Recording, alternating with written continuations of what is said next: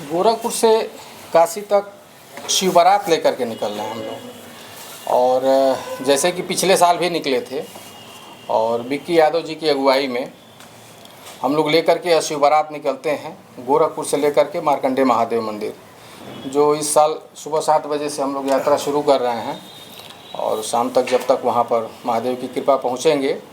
और शिव बारात हम लोग का लेकर के निकलने का जो एक मिशन है, उसके 3 पवित्र संकल्प हैं। जैसे एक है सनातन एकता, सनातन एकता को बनाए रखने के लिए ये एक संकल्प है। दूसरा हम लोग का संकल्प है गौ रक्षा, गौ की रक्षा करना, ये हम लोग का एक संकल्प है। और तीसरा है प्रकृति की रक्षा करना। ये तीनों चीज़ को हम लोग मिला करके इस बार शिव बारात में लेकर के जाएंगे और ये हम लोग संकल्पित होंगे इसके पूरे साल काम और पूरे साल हम लोग जो वर्क करेंगे इसके ऊपर करेंगे कि जितना हम लोग से हो सके गौ की रक्षा कर सकें, प्रकृति की रक्षा कर सकें, सनातन की एकता को बनाए रखें, लोगों को जागरूक हम लोग करेंगे।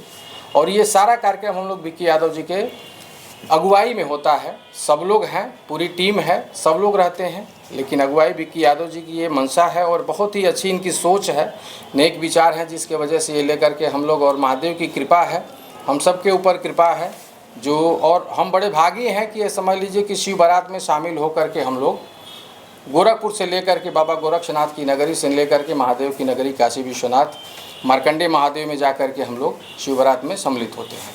शिव बारात में जाने के लिए और कितने क्या टाइमिंग रहेगी? ये मार्स ऑर्बिट की ऑफिस से निकलेगी और सुबह 7 बजे निकलेगी यहाँ से गोरखपुर से। सुबह 5 बजे रुद्राभिषेक पूजा का पूरा कार्यक्रम होगा, 2 घंटे चलेगी, फिर 7 बजे से बारात निकलेगी। सुबह पूजा करके फिर हम लोग वहाँ से पद यात्रा पैदल असुरन चौक तक हम लोग निकलेंगे। उसके बाद में फिर गाड़ियों के हिसाब से जाएंगे। बारात के लिए आपने मार्कंडे महादेव मंदिर ही क्यों चूज किया?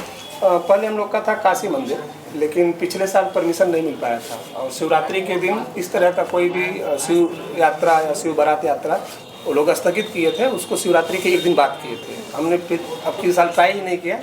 हम लोग पिछले साल अगर मार्कंडे महादेव गए थे तो उन्हीं का एक रूप है, हम लोग इसलिए वहाँ पे जाए। आपके कार्यक्रम को शंकराचार्य जी ने यानी कि अभिमुक्तेश्वरानंद जी ने जो है एक तरह से प्रमोट किया है, लोगों से आने के लिए आग्रह किया है। क्या लगता है कि वो आएंगे कार्यक्रम में? नहीं, कार्यक्रम में तो नहीं आएंगे। वो बोले भी थे कि मेरा कार्यक्रम पहले से फिक्स है, लेकिन उन्होंने आशीर्वाद दिया। और शंकराचार्य के साथ साथ अभी हम लोग गए थे वृंदावन, तो वहाँ के भी जितने भी संत महात्मा हैं, एक इंद्रदेव जी महाराज जी ने किया और एक पुंडरीक जी करके थे, और भी जितने भी वहाँ पे संत हैं उन लोगों का हम लोगों ने आशीर्वाद लिया। क्योंकि ये जो कार्यक्रम हो रहा है एक धार्मिक भी है और एक राष्ट्र हित के लिए भी है, तो सबका सहयोग और सबका सपोर्ट मिला है। इस बात की हमको बहुत खुशी है। उन सारे लोगों को हम धन्यवाद कहना चाहेंगे जितने लोगों ने इसको सपोर्ट किया। कितने लोगों की संख्या होगी इस बारात में? बारात में हम लोग का 600 से 700 के आसपास का प्लान है और 70 से 80 गाड़ियाँ हैं। तो जितने लोग पैदल आएंगे असुरन तक, फिर उसी सब गाड़ियों में बैठ के फिर जाएंगे। आपने आज तिरंगे के रंग का जो है ये टी-शर्ट पहना है, क्या उद्देश्य है इसका? जो केसरिया रंग है तो वो एक सनातन का एक प्रतीक होता है, तो सनातन एकता का एक प्रतीक है। सनातन में लोगों को लगता होगा कि ये जाति के हिसाब से या धर्म के हिसाब से, लेकिन सनातन जितना हम समझते हैं कि जो पृथ्वी पे जितने प्राणी हैं वो सब सनातनी ही हैं। बाद में भले किसी का मत नहीं मिला हिंदू धर्म से तो धर्म दूसरा कर लिया, लेकिन सब सनातनी है। तो सब में एकता, किसी में कोई ऐसा भेदभाव ना हो। तो हम लोग एक संकल्प ले रहे हैं, ये तो अब इसमें कोई ऐसा सनातन एकता का कोई काम नहीं होगा क्योंकि ये धार्मिक यात्रा है, लेकिन इस यात्रा के बाद हम लोग संकल्पित रहेंगे अगले शिव बारात के पहले हम लोग जितना ज़्यादा से ज़्यादा लोगों में प्रेम भाव बढ़ा सकते हैं, चाहे वो जिस भी माध्यम से हो, सोशल मीडिया से या मिल के। तो ये हम लोग का सनातन एकता का हो गया। और दूसरा हो गया गौ रक्षा। तो गौ रक्षा हम लोग सिर्फ एक नाम दिए हैं, लेकिन इसमें जीव रक्षा की हम लोग बात करेंगे। चाहे वो कोई भी जीव हो, ऐसा नहीं कि गौ ही है तो बस वही जीव है, चाहे कोई भी जीव हो, जितना हम लोग लोगों को जागरूक कर सकते हैं कि इसका आप लोग, जैसे गाय होती है, गाय आपने क्या किया कि जब तक दूध दी तब तक आपने उसको पाला, जैसे फिर दूध देना बंद किया आपने उसको छोड़ दिया।